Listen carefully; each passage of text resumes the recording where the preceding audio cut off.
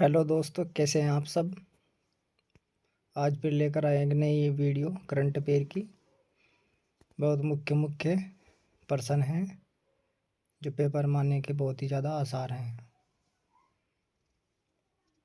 चलिए जल्दी से देख लेते हैं आज की जो खास पर्सन है, और कुछ कल के भी पर्सन हैं इसमें जो प्रमुख खबरें होती हैं। चलिए देखते हैं। पहला पर्सन है इसमें इंटर ऑपरेबल आपराधिक न्याय प्रणाली। इंटर ऑपरेबल आपराधिक न्याय प्रणाली में लगातार तीसरे वर्ष भारत का कौन सा राज्य प्रथम रहा है। भारत का कौन सा राज्य प्रथम रहा है। लगातार 3 साल हो गए इसको। और प्रणाली कौन सी है? इंटर ऑपरेटेबल आपराधिक न्याय प्रणाली। ठीक है, तो कौन सा रहा है? उत्तर प्रदेश। और ये क्यों खास हो जाता है पर्सन? क्योंकि यूपी पुलिस की जो भर्ती है यूपी स्पेशल के लिए आएगी। यूपी पीसीएस की भर्ती है उसमें यूपी स्पेशल आएगा, करंट अफेयर आएगा, तो उसके लिए बहुत ही महत्वपूर्ण है। उत्तर प्रदेश का आपको पता ही है भारत का सबसे बड़ा राज्य है जनसंख्या में, और क्षेत्रफल में चौथे नंबर का है। ठीक है, और उत्तर प्रदेश के मुख्यमंत्री श्री योगी आदित्यनाथ जी है, और राज्यपाल आनंदीबाई पटेल जो गुजरात की हैं। ठीक है, और अभी हमारे मुख्यमंत्री जी को एक पुरस्कार मिला है, डॉक्टर भीमराव अंबेडकर पुरस्कार। ये भी बहुत ही इम्पोर्टेंट है। योगी आदित्यनाथ जो हमारे सीएम हैं उनको पुरस्कार मिला है। ठीक है, चलिए। और उत्तर प्रदेश की राजधानी क्या है? लखनऊ। और उत्तर प्रदेश का पहला नाम क्या था? संयुक्त प्रांत। ठीक है, और उत्तर प्रदेश दिवस कब मनाया जाता है? उत्तर प्रदेश दिवस 24 जनवरी। ठीक है, चलिए अब हम अगला प्रश्न देखते हैं। प्रश्न नंबर 2, एशिया के सबसे अमीर व्यक्ति कौन बने? अब अगला प्रश्न है एशिया कितने महाद्वीप है? 7। और सबसे बड़ा महाद्वीप कौन सा है? एशिया। और भारत किस महाद्वीप में? एशिया में। और एशिया में लगभग 48 देश हैं। ठीक है, और सबसे ज़्यादा देश किस महाद्वीप में है? अफ्रीका महाद्वीप में। 50 से ज़्यादा, 56 के आसपास है शायद। और ये प्रश्न ये है कि एशिया के सबसे अमीर व्यक्ति कौन बने हैं? तो कौन बने हैं? गौतम अडानी। और गौतम अडानी भारत के बिजनेसमैन हैं। ठीक है, भारत के बिजनेसमैन हैं। और दुनिया के सबसे अमीर कौन है? दुनिया के एलन मस्क। ठीक है, दुनिया के अमीर व्यक्ति एलन मस्क हैं। एलन मस्क जिनका ट्विटर है ना इनका, एलन मस्क। चलिए, और हाँ, सबसे बड़ा महाद्वीप एशिया है और सबसे छोटा महाद्वीप ऑस्ट्रेलिया है। ठीक है, टोटल 7 महाद्वीप हैं।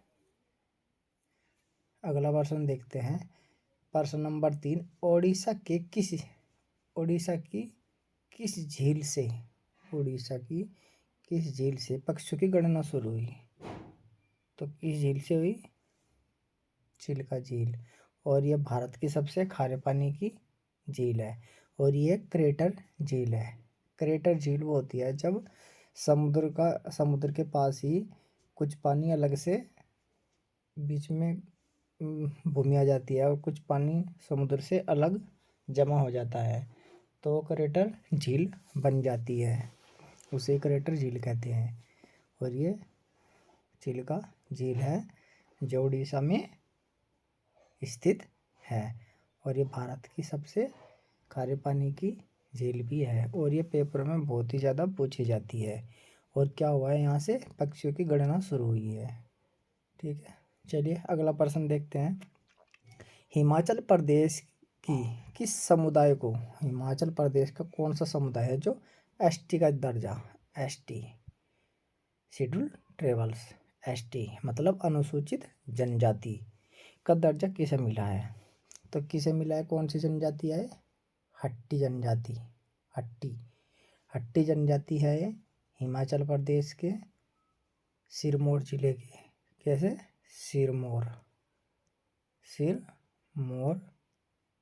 जिले से है, सिरमौर जिले में निवास करती हैं। और हट्टी क्या लगाते हैं? हाट, हाट में बाजार। और ये मांस बेचने का काम, सामान बेचने का काम, सब्जी बेचने का काम ये इस तरह करते हैं। हाट में बाजारों, हाट लगाने का काम करते हैं, हाट से ही हट्टी बन जाता है। तो इसका दर्जा अभी भारत के राष्ट्रपति ने दिया है, क्योंकि इसका एक प्रोसेस होता है कि पहले वहाँ के सरकार एक प्रस्ताव भेजती है, जो एस सी टी आयोग अब तो अलग अलग हो गया है, एसटी आयोग में जाएगा और फिर कैबिनेट पर जाएगा, कैबिनेट की जो मीटिंग होगी उसमें जाएगा और उस पर प्रस्ताव कैबिनेट मीटिंग के बाद वो सीधा राष्ट्रपति के पास जाता है। इस तरीके से इस प्रक्रिया के द्वारा राष्ट्रपति के साइन होते ही वो लागू हो जाता है। और हमारी अभी वर्तमान में राष्ट्रपति कौन है? वो भी हमारी जनजाति से ही आती हैं, द्रौपदी मुर्मू। ठीक है, चलिए अगला प्रश्न देखते हैं। अगला प्रश्न है कुवेम्पू राष्ट्रीय पुरस्कार, कुवेम्पू राष्ट्रीय पुरस्कार 2023 से किसे सम्मानित किया गया है? तो किसे सम्मानित किया गया है? सी सेदु मुखोपाध्याय, और ये बंगाली लेखक है और इसकी जो रचना है संपिय ये कहानी संग्रह है। ठीक है, और ये जितने भी भारत के संविधान में भाषाएं हैं उन सभी में दिया जाता है, और ये एक राष्ट्रीय पुरस्कार है, कुवेम्पू राष्ट्रीय पुरस्कार। कुवेम्पू एक लेखक थे जो परमहंस राधाकृष्ण परमहंस के शिष्य थे, और स्वामी विवेकानंद भी परमहंस के शिष्य थे। ठीक है, रामकृष्ण परमहंस, रामकृष्ण मिशन उन्होंने चलाया था, स्वामी विवेकानंद ने। चलिए अब हम इसके बारे में जानते हैं। ये 2013 से इसकी शुरुआत हुई है। ठीक है, अच्छा, और हम अब अगला प्रश्न देखते हैं। प्रश्न नंबर 6, अगले 10 वर्षों में भारत को 10,000 मेगावाट बिजली कौन निर्यात करेगा? तो कौन निर्यात करेगा? नेपाल। ठीक है, कितने वर्षों में? अगले 10 वर्षों में कितनी? 10,000 मेगावाट बिजली। और ये पूछ लेंगे नेपाल की राजधानी क्या है? काठमांडू। ठीक है, और नेपाल से स्पर्श कौन सा राज्य लगता है? तो कौन सा राज्य लगता है? यूपी। तो ये बहुत ही ज़्यादा खास हो जाता है। ठीक है, चलिए अगला प्रश्न देखते हैं। कौन सी राज्य सरकार दुबई सफारी पार्क से एक चिंपैंजी, एक चीता और एक अफ्रीकी शेर नंदनकनक जूलॉजिकल पार्क में लाया जाएगा? तो कौन सी सरकार है? उड़ीसा सरकार। और ये उड़ीसा में ही नंदनकनक जूलॉजिकल पार्क है। ठीक है, और ये दुबई से मंगाए गए हैं, एक चिंपैंजी, एक चीता और एक शेर। और ये बहुत ही खास हो जाता है, क्योंकि जैसे पिछले साल ही पेपरों में आया था, चीते मंगवाए थे दक्षिण अफ्रीका और नामीबिया से, इसी तरीके से यहाँ से मंगवाए गए हैं। और इनके बदले भी इसी तरीके से ये उड़ीसा भी दुबई भेजेगा। वो आप डिटेल में देख लेंगे, या फिर हम दूसरी वीडियो बनाएंगे उसमें देख लेंगे, जैसे हिरण वगैरह बेचे गए। ठीक है। चलिए, बाकी उड़ीसा की राजधानी भुवनेश्वर है, आपको पता ही है, अभी चिल्का झील भी वहीं पर है। चलिए अगला प्रश्न देखते हैं, प्रश्न नंबर 8। प्रश्न नंबर 8 में है, पहली बार किस भारतीय को बिम्स्टेक का महासचिव बनाया गया? तो किसे? इंद्रमणि पांडे को। बिम्स्टेक बिम्स्टेक एक संगठन है, इसमें 7 सदस्य हैं, 7 देश सदस्य हैं, 7 देश सदस्य हैं। और इसकी स्थापना 1997 में हुई थी, 1997 में। और इसमें जो देश है, भारत हो गया, श्रीलंका हो गया, बांग्लादेश हो गया और थाईलैंड। ये 1997 में 4 देश थे, भारत, श्रीलंका, बांग्लादेश, थाईलैंड, और इसके बाद 3 और जुड़े, भूटान, नेपाल और म्यांमार। तो टोटल ये 7 देश है। और इसका जो मुख्यालय है वह है बांग्लादेश की राजधानी ढाका में, ढाका में। ठीक है। और इसके महासचिव कौन है? इंदिरामणि पांडे। ठीक है, जो पहली बार बने हैं, तो इसलिए बहुत ही खास पर्सन हो जाता है। चलिए अगला प्रश्न देखते हैं। अगला प्रश्न है, पर्यावरण मंत्रालय ने स्वदेश दर्शन 2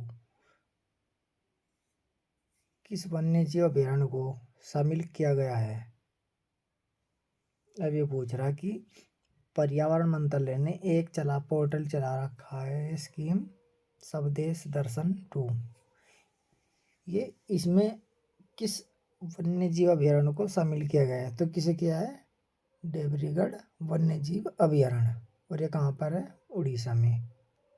ठीक है। चलिए, ये बहुत खास हो जाता है, उड़ीसा से जरूर पर्सन आया, क्योंकि उड़ीसा के बहुत ही खास पर्सन बन रहे हैं, तो उड़ीसा राज्य याद कर लेना चाहिए, इससे संबंधित सारी ही खबरें। अब आज का आखिरी प्रश्न देखते हैं, प्रश्न नंबर 10। अमृत भारत ट्रेन कितने और किन राज्यों में चलेगी? तो कितनी ट्रेन चलाई है शुरू में? 2 ट्रेनें। और पहली ट्रेन कहाँ चलेगी? दरभंगा से, दरभंगा जो बिहार में है, अयोध्या को होती हुई टर्मिनल, आनंद टर्मिनल जो आनंद विहार है, दिल्ली तक। और इसकी मोदी जी ने, पीएम ने शुरुआत की है अयोध्या से दिल्ली के लिए चलाई है। और दूसरी जो ट्रेन है, मालदा टाउन जो बंगाल में है, ये वहाँ से चलकर सरमेश्वरैया टर्मिनल जो बेंगलुरु में है, वहाँ तक चलेगी। और ये जो अमृत भारत ट्रेन है, इसमें एक अलग ही टेक्नोलॉजी चलाई है, तो जिससे ट्रेन में झटका नहीं लगेगा। ठीक है, तुलसुल उस टेक्निक का नाम है, उससे बिल्कुल भी झटका नहीं लगेगा। और इसमें ट्रेन में एसी डब्बे नहीं हैं, जो इसमें आरक्षित और शयनयानी है। तो आज की प्रमुख करंट अफेयर यही थी, उम्मीद है आपको अच्छी लगेगी। और भाई, जितने भी बच्चे देख रहे हैं, कृपया करके कमेंट ज़रूर करें वीडियो आपको कैसी लगी है। अच्छी लगी है तब भी करें, बुरी लगी है तब भी करें, क्योंकि यदि जो जितनी भी गलती हैं आप बताओगे, मैं उतना ही उसमें सुधार कर पाऊँगा। बिना बताए तो कुछ पता ही नहीं चलेगा। और जिस टॉपिक पे आपको वीडियो चाहिए उसी पे ही हम देने का प्रयास करेंगे। ठीक है। सभी को हमारी धन्यवाद। आज बस इतना ही। पढ़ते रहें, स्वस्थ रहें, मस्त रहें, और एग्ज़ाम की तैयारी मन से लगन से करते रहें। धन्यवाद।